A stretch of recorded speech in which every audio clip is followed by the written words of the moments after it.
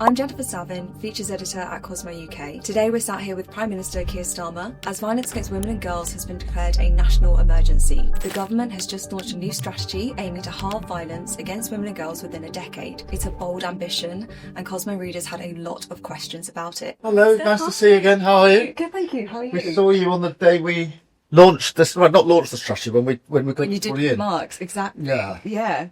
No rest for the wicked, hey? We are really looking forward to hearing more about the strategy you've just launched, which is aiming to halve violence against women and girls within a decade. Yeah. It's a hugely important topic for Cosmo readers, of course. Yeah. And they've been sending in lots and lots of questions. Good. So hopefully we can get through as many of those as we can. Yeah. Well, I'm really glad you're covering it, just to say from the outset, because I think it's so important. If this strategy is going to work, which is halving violence against women and girls, this is a massive thing to attempt. I've been working in this area for quite some time. We've in the past moved the dial a little bit with good initiatives, but not that much. And we'll only succeed if everybody feels part of this. So I'm really, really pleased you're covering this. I think it's really important. A really good place to start is a reader question. Her name is Ellie. She's 32 from Surrey. And she has asked, why is the target aiming to halve violence against women and girls? Why not go the whole way and aim to eradicate it? Well, look, it'd be lovely to eradicate it, but I think that will be setting an impossible target, and halving is really, really ambitious. So the usual challenge I'd say to Ellie that we get is, why have you made the target so hard for yourselves? Because halving is huge. I mean, I get the point of, well, can't you push it even harder? And of course, if we can, we will. But if we can get to half, it'll make a massive difference, because this is so prevalent. We know that for violence against women and girls, probably 90% of it is not reported, is not talked about, and therefore getting to a place where we're able to give people the confidence to talk about it and then to reduce it is hugely difficult. The bit of the strategy that is most important to me is the preventative bit, the discussing it early on with young people in particular. That came up quite a lot as well, so we do have some questions on that. Great. So we've got this target of halving it within 10 years. How will we be measuring that target? What are the metrics we're looking at here? Well, we're looking at the number of offences and gauging whether that is coming down. And that's a core way of looking at it. We also need, in a sort of softer way, to look at the confidence levels of people to come forward and talk about it. Huge, yeah. But we just had some statistics given to us about young people. It was a survey which suggested that 80% had either experienced or witnessed some sort of abuse, and that 27% of them would do something about it. Yeah, huge. I was, given where we are, that seemed to me like a step in the right direction, because up until now the numbers have been more in the figures of sort of only 1 in 10 people would come forward and do anything about it. So so the main measure is are the number of cases of violence against women and girls going down. That's a sort of statistic that we can track. Underneath that, I do think it's really important that we look at confidence to come forward, numbers coming forward, how much people are talking about it as well. And so how quickly do you expect that women and girls will feel their lives have changed from the rollout? This is a 10-year strategy. Yeah. And we're fighting against a culture that's been embedded for generations. So we're not going to fix it overnight. But I do think we can change behaviour. I think there are steps we can put in place. So we've got some of the protection orders, which now we can put in place, which go on for longer. We've got more accommodation, places of safety for victims and survivors. We've got experts in 999 call centres. This is vital, because a lot of those calls will be coming into the police in a big call centre. To have a domestic abuse expert in there saying, this is one we really need to get on top of, or I can see the characteristics here, hugely important. So there's the powers that we can put in place, the levers that we can pull, all really important. The thing that's really going to shift the dial in the end, I think, is going to be culture, whether people think differently about this. within their own relationships. We And need a that's huge why shift. that's why we have to start with secondary schools in particular, talking to teenagers about what is a healthy relationship, what are the boundaries, what does control mean, and is it acceptable to behave in this way or that way. We have to have that discussion. Hard agree. You've said that this issue of violence against women and girls is a really important personal cause for you to take up, but the strategy also says it needs to be an all society, all government effort. Yeah. So who do we hold accountable if in 5-10 years time we're not feeling the difference and the numbers aren't changing? I'll hold the government to account, hold me to account, but it is personal. I've talked to very many victims and survivors, often one-to-one. Almost everything that I've done in terms of trying to change the law, all the changes we brought about when I was Chief Prosecutor came from conversations, listening to people. Penny and John Clough lost their daughter Jane. She was murdered by her partner, who had also raped her, and was the father of her child. A very distressing case. And then the criminal justice system let them down as well. When I was heading up the prosecution service, they wanted to come and see me to tell me how awful the service that they had got from my department was. And I agreed to see them. And when they came, I said, I'm not going to talk. You tell me your story. You tell me what happened. And we sat there and they went through it with me. And at the end of it, I said, I'm going to work with you to change this. And there's almost everything, as I say, I've done has come from those experiences. You've got to listen, but listen in a way where you really take in what people are saying to you. Not just listen for the sake of recording it and saying I've had a conversation. And things like that go through me. I mean, John and Penny Clough are now good friends of mine. I campaign alongside them. Our journey together started with them wanting, quite right, to come to complain to me about how poor the service was from the prosecution and criminal justice system. And they've had incredible strength, changed the law.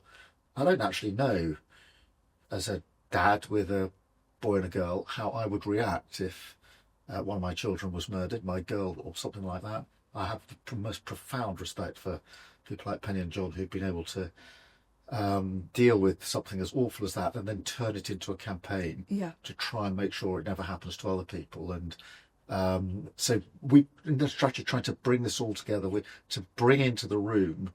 I mean, you saw it when you came to see us in Downing. Yeah, all the voices. All the voices, all the people with experience. Yeah, and that has to be the core thread that's running exactly through everything. And you can't say the government has got all the answers. We haven't. We're working with everybody else. But in answer to your question, in the end, hold the government to account, hold me to account. We will. I'm sure you will. We will. I look forward to it. The next reader question is from Faye, and it's a voice note. Are there any plans to form regulation on algorithms to stop influencers such as Andrew Tate having an effect on young boys? We do need to look at this. At the moment, we've got the Online Safety Act, which is pretty robust in terms of harmful content, and so it's good to have that in place. We need to have a discussion about people like Andrew Tate. For young boys, I can see the attraction, because here is someone presenting as very successful, very rich, private jets and all the rest of it, but then huge amounts of misogyny that go with it. And the algorithms and the pumping out of stuff on social media is very difficult for young boys to navigate. Now, I'm not sure that we can regulate everything here, but we do need to understand what's going on. We also need to talk to boys about Andrew Tate and social media and what they're seeing. Otherwise, they're absorbing that in a vacuum on their own or just with their mates. And that's why the discussions in school, in this school here, we had 13-year-olds talking about what they're seeing on social media and how they're responding to it. We've got to have those discussions. Are you on social media yourself? Are you seeing this stuff play out in real time? Well, I am on social media, although if I actually obviously you've got your team that run it, but do you sit on the sofa like the rest of us and look on TikTok and see what's out there? Not that often, just because there's a huge amount to do. But look, I mean, I've got 2 teenage children, so I'm well aware of how significant social media is to them, and to all young people, and the impact it can have on them. I think that probably it's a conversation we should have had with young people many years ago. I think social media has made it much more difficult. One of the things we're doing in the strategy is nudification images. Yeah, nudify apps have been banned, which is a really positive step forward. Huge amount of evidence that for teenagers, this is much more prevalent than you think. I was pretty shocked by the figures. Deepfakes everywhere. Yeah, and it's much more prevalent than you think. We've also seen a lot of violence against women and girls strategy coming out of Ofcom, but a lot of that is just guidance. It's not going to be enforced. I would love to know, given that so many of the companies that host harmful content online are based overseas, what levers do you really have at your disposal as the government? We do have levers in terms of what is available in the United Kingdom, and we've pulled some of those levers, but we're going to have to work with providers and platforms on this. And that's why it has to be a wider, almost all society effort. We've got to get away from this idea that, unless it's really extreme, it's fair game. If we're going to bring about a cultural change, everybody needs to be involved in that. And we need to talk to online providers as well. So you can do a bit by regulation, bit by discussion, but we do need to talk to those bodies. Yeah. And it is possible to change. I mean, these are odd comparisons, but if you take years ago drink driving, Yes, I It was spoke thought about to be- you and it was- women with this very recently. yeah, but that same example. I mean, you can't do straight parallels, and I completely get that. Yeah. But, you know, years ago, there was a sort of an acceptance that drink driving was somehow all right. Now that has pretty much completely changed. And I think most people would, if they were with someone who had had one too many, was going to drive, they would probably say something. I mean, almost certainly say something. I think, you're not going to drive, are you? Can I get you a taxi? You can't do that. And so that just, you can't transfer one across. I completely get that. And what we're talking about with violence against women and girls is much bigger, much more difficult. But it does give me heart that when people say you can't change certain behaviours or cultural change is not possible, I don't believe that. I think it's hard. I think it'll take time. I think we've got to keep at it. I think we will try some things that probably won't work. And you'll be interviewing me in a couple of years and saying, well, you did this and you took that down. But good, we need to try it. If it doesn't work, we take it down. Or we need to be pushed by you and others to say, well, why aren't you doing more of this? That's in the nature of a good campaign and a good way of changing things. Coming back to the here and now, you mentioned deepfakes, the prevalence of them. We've been writing about deepfakes for years, and other forms of digital harms. You know, it changes all the time. Well, with deepfakes, I was really struck. I can't remember the exact statistic. I think it's something like 96% of women. So and it has a 90% of deepfakes are of women in pornographic situations. Massive impact. It's huge. The sheer volume, that extreme high percentage, and then the human impact it has on individuals, some of whom I've talked to about how it's affected them. Can change your whole life. I've had victim survivors who've done interviews with me, who've dyed their hair, they've moved because they feel so ashamed going to the local shop. It feels like it's a real image, the impact. But we've been writing about this for years, and it feels like quite often when these new forms of tech harms arise, the law and the government are playing catch up. Yeah. How will you be able to stay one step ahead? I mean, it's hard. Yeah. I mean, that's the truth, and I don't want to put false promises out there. Technology is moving so fast. AI is moving so fast. It takes time to pass legislation, months and months and months. You can't do it in days. So we need to be as up to speed as we can to try and get ahead of it. Can I sit here and say to you, yes, in an ideal world, the government will always be sort of first round the corner, able to see the dangers and get to it? No. But we do need to react more quickly and respond more quickly. And there will be a frustration on your behalf and others that sometimes these issues have been raised with governments, all governments, and there hasn't been a reaction quickly enough. And we need to be better at that, I think. The next question we have is from Georgia. The reform strategy actually embed effective preventative education work through our schools, universities, sports and workplaces. We've got pilot programmes in secondary schools at the moment, assisted by external providers. So Tender was with us in this school. And what we want to do then is, this is on relationships, and we want to roll that out into all secondary schools by the end of this Parliament. So that's quite ambitious. The pilot is up and running. I think we do need external providers. We need teachers and staff, and they're up for it.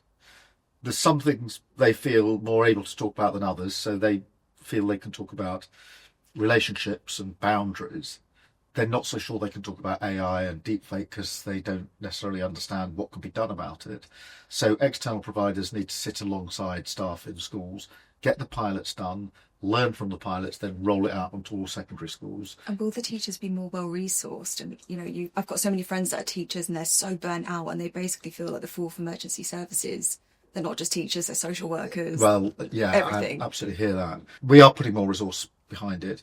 We're also working with teachers to make sure that it's not a sort of separate add-on that is seen as different to everything else you learn in school. It's got to be part of what education is. Because, look, we can all aspire to have children to get the best qualifications they can possibly get. We want that for every child. But that without the confidence and ability to navigate your way through the world and the challenges and relationships is not going to be enough. And so it's got to be seen as not something which is done in some schools as a bit of an add-on, not really part of the other teaching. It's got to be much broader than that. Not easy to do. Most of the teachers, I think, are really up for this. I mean, look, they work really hard. They've got a lot of other demands on their time. But they know, I mean, in the end, what do teachers want? They want their children to go as far as their talents will take them. And they want them to come out of their school as rounded, confident individuals, able to make their way in the world. And that's the added thing for teachers and school staff. That's what gets them to work every day. But outside of schools as well, because I think oftentimes when we talk about violence in women and girls, it goes down the route of Andrew Tate, adolescence, will that out, and that'll be everything fixed and magically solved. A lot of perpetrators are not at school age, so how do we bring those people in too? Yes, and I think it's really important that we address that, because you're talking about a whole range of behaviours here. You've got stranger rapes, and all of the protections that need to be put in relation to that. You've got abuse within relationships, and then you've got sort of control and coercion and that sort of thing in relationships, which is much closer to home. And we need to do the whole range here with young people, and that's why talking about it is so important. That's why putting in the preventative measures is so important, and making sure that we're doing that early. One of the reasons I came into politics was because I was doing the sort of enforcement bit of this, and I just thought, you can't really grapple with this unless it's across government and it's broader than just what do you do after the event when something has happened. How do you get in there much earlier on? How do we reach the people that are outside of school, in workplaces, sports clubs? How do we get these grown men who need the lessons too? A number of different things. There have been some brilliant initiatives in terms of workplaces. So some workplaces have created a safe space over coffee or whatever it may be for people to go and talk about what's happening in their relationship, particularly if there's abuse or violence. Because for many people in a relationship that is abusive or violent, it is a very controlling environment, and their partner, their perpetrator, will know whether they're going to go to the police and say anything, and will control them, and they won't feel able to do it. So there's been initiatives which I think are really fantastic, where at work you can go just over a coffee, so nobody's particularly noticing, have a discussion about what's going on. Or hospitals have a facility where you can go and have a discussion, sometimes even with a police officer at a hospital. And they are making a big difference in terms of the ability of people to talk about what may be happening to them. And talking is so important. And when we're thinking about bringing men on board here, how do we do that without alienating them or just making it feel like everything in the world is bad and it's all men's fault? We can't, you get more with honey than you do with vinegar, but these are serious conversations to have. So how do we not isolate men and turn it into a culture war? I think by being open, having the conversation, not easy. We men are not particularly brilliant with conversations about relationships and emotions. There's a lot of sort of assumed characteristics of men. But we need to open that up. I do think that is getting better. I think that's across a range of things. That, if I take, again, inspiration, I think probably 20 years ago, men didn't really talk about mental health very much. Now there's a greater willingness to do it. Footballers talk about mental health. 20 years ago, I don't think that would have happened. I think the same can happen here, where there's an ability to open up the space. I think probably in the end it's going to be teenagers where we start this, or are most effective in this, and as they then grow through and become young men, it'll become easier. It will take time. But there's no solution to this that doesn't involve men and boys. There's absolutely no solution to this No, there's that really doesn't not. involve men and boys. Absolutely not. The next question that we've got is centered on the money side of things, which, it's always a big issue. Yeah. And we cannot talk about ending violence against women and girls without talking about properly funding services that support survivors. Given that survivors have a 60% chance of being turned away from a domestic abuse refuge space due to lack of funding, what will this strategy do to ensure that women and children can get the help they need rather than being trapped with an abusive partner? I think, firstly, money will always be an issue. If you take all of the money that we're putting in relation to violence against women and girls, it's over £1 billion. So it's a significant sum of money. And is this new money? Because violence against women and girls wasn't mentioned in the last budget in autumn. Some of it is new money, some of it is existing money. The total amount is just over £1 billion. There will always be a discussion about whether that's enough. And there'll be always people saying that isn't enough. And obviously we've got to try and balance the budget across the whole of government. But in relation to accommodation in particular, we have made new provision for housing and safe accommodation. I think we also need to look at the question of why is it the survivor or victim that has to do the moving. Now, obviously, in some circumstances that has to happen. It's a basic question of safety, but that shouldn't always be the case. So can we use protective orders, prevention orders against perpetrators so that actually the victim and the survivor can stay in the home when it's the perpetrator that has to leave? Why should it always be the victim that has to leave to get out of the place? These are not easy fixes. But look, on the money, we're putting a significant amount of money in. We've got a big strategy, big ambition. Will there always be, understandably and rightly, people who say you need to go further? Of course there will be, and we need to be open to that. And one of the things I said when we were at Downing Street to the 50 or so groups and individuals who are helping us with the strategy, I said this is going to be a journey where some of the time you're going to say, good, the government's done the right thing, it's making a real difference, we're right behind you. But you're also going to come back to us and say, go further, do more. That is in the nature of working in a partnership. That's quite right in a democracy. And so we will always come back to the questions of resourcing, where the money is going, is it enough money? They're not easy questions, but I'm not going to sit here and say there's always going to be as much money as people will say is necessary in every area of violence against women and girls. What I will say is this is the biggest commitment any government has ever made on violence against women and girls. It's the most ambitious strategy, and I am politically but also personally determined to work with others to see this through. I think it's so important. 60% of women being turned away from refuges is a really hard stat to swallow. And another one which is often in the press is that rape conviction rates are at 3% or less, depending on which body of data you're looking at. How have we reached the point where, in some people's words, rape is effectively legalised in the UK? And how do we leave that place far, far away? Firstly, we need to give people the confidence to come forward in the first place to report rape. That's a really difficult human thing to do. I remember feeling distinctly uncomfortable in a training session with my staff when I was a prosecutor, when we were all asked to shut our eyes and think of our best sexual experience. Not your average day at work. No. And then we were told, now speak to the member of staff to your left and tell them what it was. And everybody, I don't know, I don't think I can really say that. But the point they were making is that imagine the worst sexual experience of your life. Yeah. The most, awful. How on earth would you begin to tell that story over and over again to strangers? And that brought home to all of us that we say we want people to report, and we do. We have to understand just how difficult. If we can't even talk about our best sexual experience with people we work with because we feel difficult, embarrassed, inhibited, etc. Imagine having to go in and talk to someone you've never met before about the worst thing that's ever happened to you sexually. Awful thing. So that's really difficult. We need protection from it. Then we need to understand that if someone has been able to do that, they're likely to need some support pretty quickly.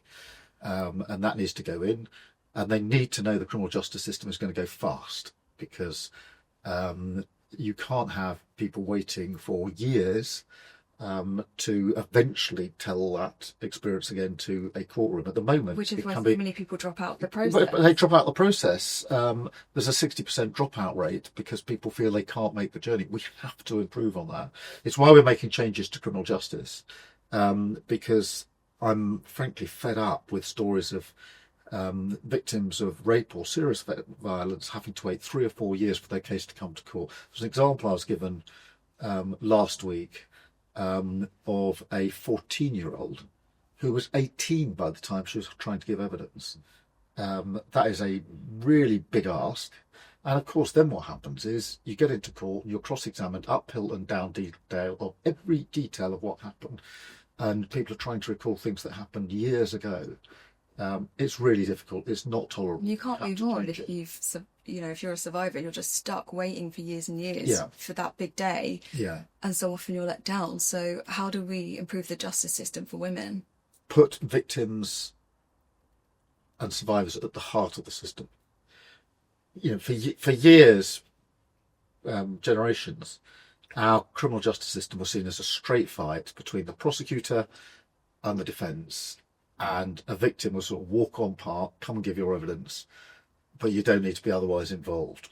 We've done a huge amount in the last 20 years, 25 years to change that. We need to keep down that road because victims need to be central to it, not just a walk on part. So if you're reporting a rape in the next 6 months, once the strategy's properly kicked in, what will feel different? What will look different? Where you report it, how you're supported if you come forward, and hopefully how long the journey will be before you get to court, and the support that goes in along the way, because it's highly likely that someone coming forward is going to need some help. Many cases will be historic in the sense that they took place some time ago. The assumption that was made in criminal law that people would feel able to report straight away if something awful happened to them is just completely wrong.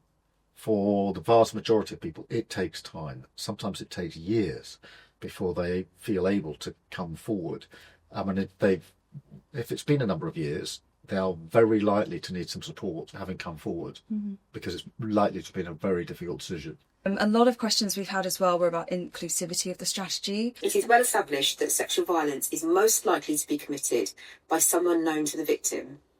But misinformation wrongly paints certain groups as more responsible for violence against women and girls, when we know it is perpetrated predominantly by men who come from every background, is being echoed across different types of media and in politics.